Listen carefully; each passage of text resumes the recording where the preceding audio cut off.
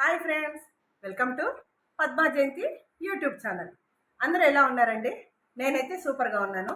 నేను సూపర్గా ఉన్నాను కాబట్టి మీ అందరూ కూడా చాలా బాగుండాలని మనస్ఫూర్తిగా నేను కోరుకుంటున్నాను. ఏమండీ, ఇవాళ మళ్ళీ కిచెన్లో ఉన్నానని చెప్పి చూస్తున్నారా? ఏమీ లేదండి, మళ్ళీ మంచి రెసిపీ ఒకటి మీకు పరిచయం చేద్దామని చెప్పి కిచెన్లో ఉన్నానండి.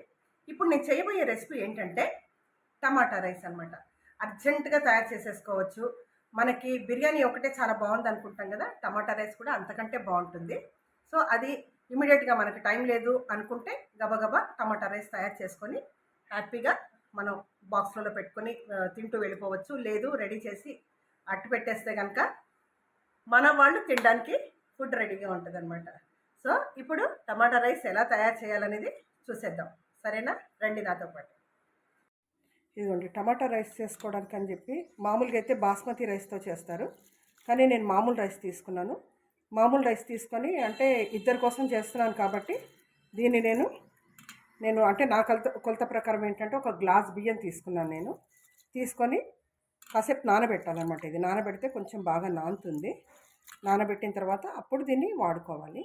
సో నేను మామూలు రైస్ తీసుకున్నాను. ఇది ఇప్పుడు నానబెట్టి పెట్టాను అనమాట.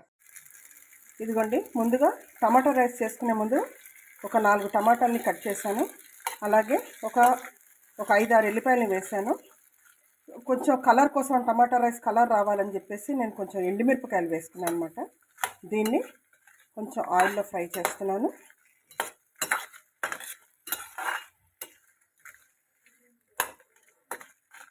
ఇది ఫ్రై అయిన తర్వాత కొంచెం చల్లారబెట్టి అప్పుడు దాన్ని పేస్ట్ లాగా చేసుకోవాలి.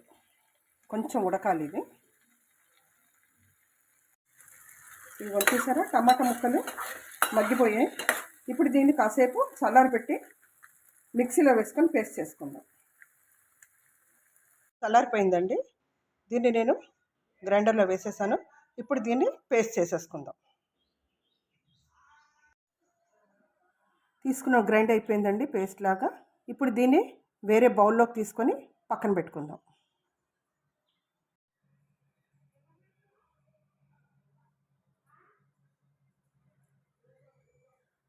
బాండి పెట్టుకున్నానండి. దాంట్లో ఒక పెద్ద 2 స్పూన్ల నూనె వేసుకున్నాను. వేసుకొని 1 స్పూను కొంచెం అల్లం వెల్లుల్లిపాయ పేస్ట్ వేస్తున్నాను. కొంచెం పచ్చివాసన పోయి అంతవరకు కూడా నూనెలో కొంచెం బాగా ఫ్రై అవ్వాలి.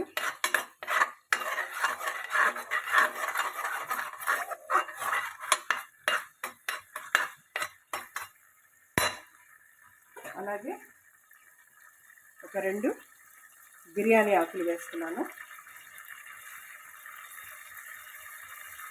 ఒక 4-5 లవంగాలు వేస్తున్నానండి. ఒక 5 ఉల్లిపాయలు, ఇలాచీలు వేస్తున్నాను.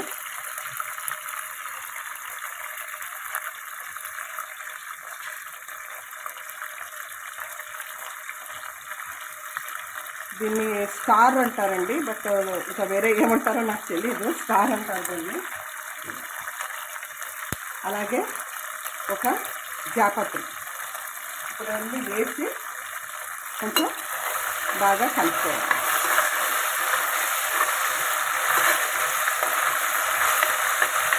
ఇది కొంచెం ఫ్రై అయిందండి. ఇప్పుడు దీంట్లో నేను ఒక పెద్ద ఉల్లిపాయ కట్ చేసుకున్నాను. ఆ ఉల్లిపాయ ముక్కలు ఇందులో వేస్తున్నాను.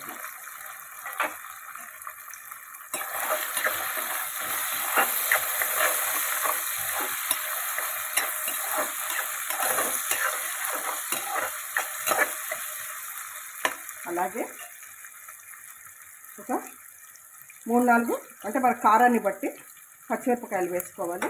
అది కూడా వేసాను. మళ్ళీ నేను ఒక 2 చిన్న చిన్న టమాటాలు తీసుకొని దాన్ని కూడా ముక్కలు చేశాను. అవి కూడా వేస్తున్నాను. ఇప్పుడు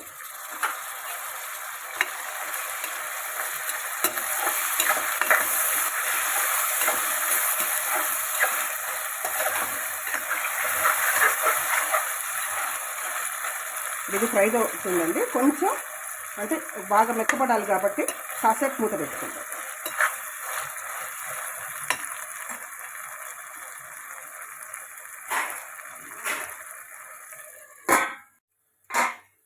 చూసారండి చక్కగా మెత్తబడిపోయింది. ఇప్పుడు దీంట్లో ఒక హాఫ్ స్పూను పసుపు వేస్తున్నాను.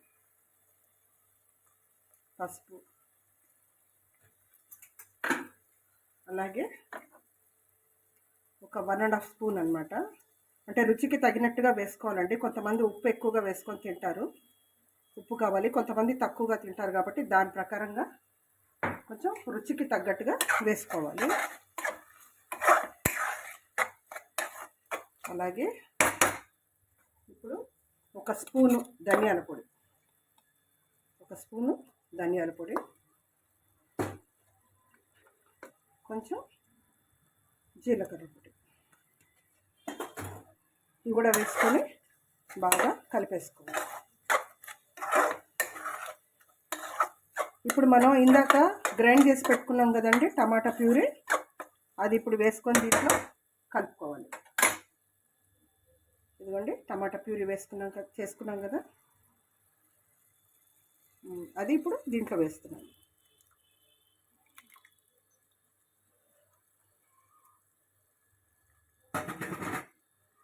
వేసుకొని బాగా కలుపుకోవాలి. అలాగే దాంతోపాటు కొంచెం కొత్తిమీర కరివేపాకు కూడా వేసేస్తున్నాను. ఎందుకంటే ఇది అంతటితో పాటు ఉడికితే కనుక వాటి ఫ్లేవర్ అంతా వీటన్నిటికీ వచ్చేస్తుంది కదా మనకి, రైస్కి వాటికి. అందుకోసమని కొత్తిమీర కరివేపాకు కూడా వేసేసాను. ఇది కాసేపు ప్యూరీ కొంచెం ఉడకాలి కాబట్టి ఒక్క 2 నిమిషాలు మళ్ళీ మూత పెట్టుకుందాం.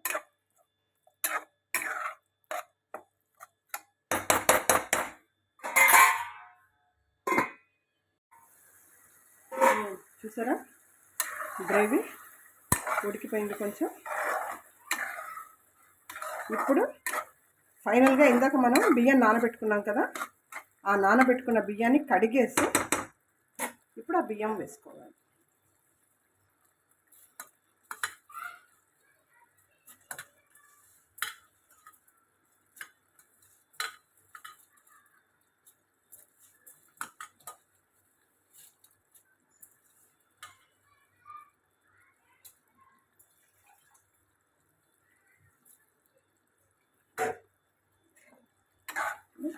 దీంట్లో కొంచెం కలుపుకోవాలి.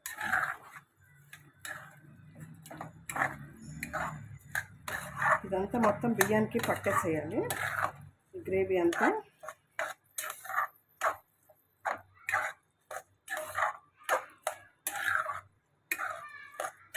నేను కారం వేయట్లేదండి. ఇందాక ఆల్రెడీ మనం ఎండుమిరపకాయలు కలర్ కోసం అని చెప్పి వేసుకున్నాము. అందుకోసం అని చెప్పి ఆల్రెడీ మళ్ళీ కొన్ని పచ్చిమిరపకాయలు వేసాం కాబట్టి దీంట్లో ఇంకా కారం అలాంటిది ఏమీ అవసరం లేదు. ఒకవేళ ఎవరన్నా కొంచెం బాగా కారం ఎక్కువ తింటారు అనుకుంటే కనుక వేసుకోవచ్చు, కానీ నాకైతే అవసరం లేదు కాబట్టి నేను కారం వేయలేదు. దీన్ని కాసేపు కొంచెం ఒక 2-3 మినిట్స్ కొంచెం అలా ఆవిరి పట్టేస్తే దాని తర్వాత మళ్ళీ దీని ప్రాసెస్ చెప్తాను. కాసేపు గ్రేవీలో ఉడికింది కదా ఇది. సో ఇప్పుడు ఏంటంటే ఆల్రెడీ నేను ఒక గ్లాసు కొంచెం ఎక్కువగా నేను బియ్యం తీసుకున్నాను కాబట్టి ఇప్పుడు ఆల్రెడీ ఇది వాటరీగానే ఉంది కాబట్టి ఇప్పుడు దీనికి తగ్గట్టుగా వాటర్ పోయాలి.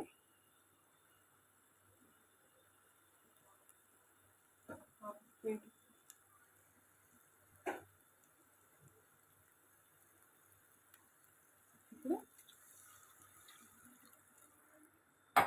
పోయాలి, ఎందుకంటే మునిగేంత వరకు మళ్ళీ చూసుకోవాలి. మళ్ళీ ఎక్కువ వాటర్ పోసేస్తే మెత్తగా అయిపోతుంది.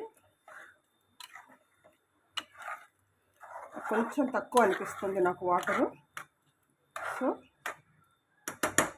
నేను ఇంకొక హాఫ్ గ్లాస్ పోస్తున్నాను.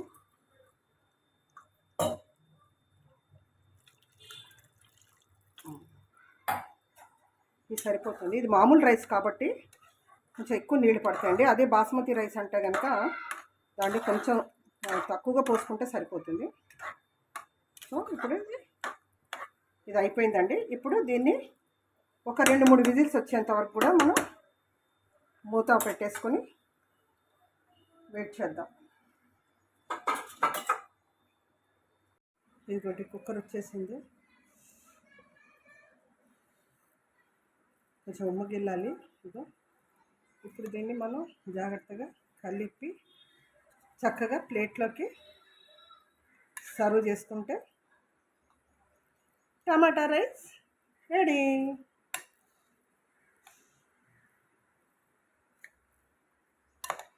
చూసారా కలర్ అది ఎంత బాగుందో.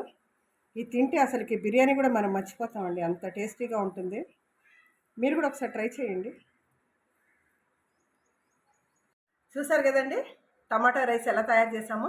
ఇప్పుడు దాన్ని నేను ఒక బౌల్లోకి తీసుకున్నాను. ఇప్పుడు ప్లేట్లోకి సర్వ్ చేసుకుంటాను.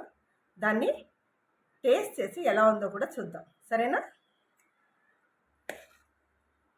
ఇదిగోండి చూడండి టెక్స్చర్ ఎంత బాగుందో. ఇదిగో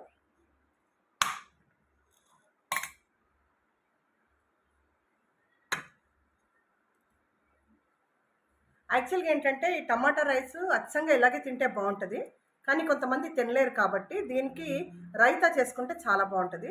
కాకపోతే ఏంటంటే నేనేం చేశానంటే ఇవాళ మీల్ మేకర్ కర్రీ చేశాను. అది ఈసారి మళ్ళీ మీకు నెక్స్ట్ వీడియోలో మీల్ మేకర్ కర్రీది నేను మీకు చూపిస్తాను. ఇప్పుడు టేస్ట్ చేసే టైం వచ్చేసిందండో. కూర్చొని తిందాం రండి. మళ్ళీ స్మెల్ వస్తుందండి.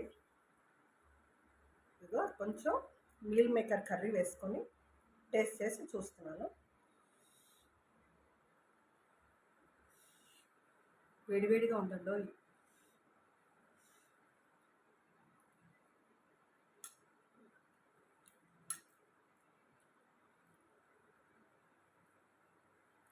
నిజంగా చాలా బాగుందండి, చాలా టేస్టీగా ఉంది.